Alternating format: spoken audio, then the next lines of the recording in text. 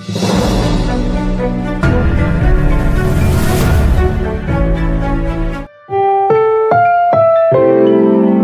programang ito ay rated SPG. Striktong patnubay at gabay ng magulang ang kailangan. Maaaring may masiselang tema, lengguwahe, karahasan, sexual, horror o droga na hindi angkop sa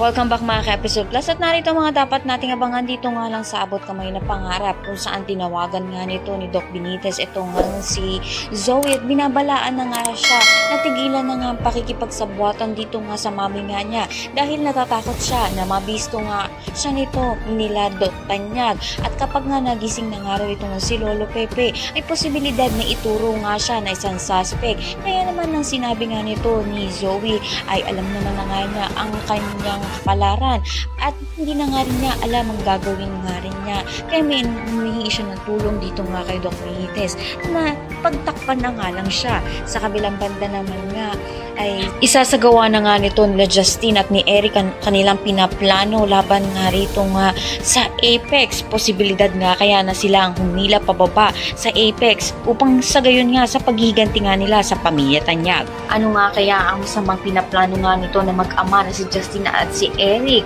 magiging kakampi nga kaya sila o kaya naman isa na naman silang kontrabida pumalit dito nga kina Zoe at kay Moira. Lahat na yan abangan natin. Maraming salamat, Sinta.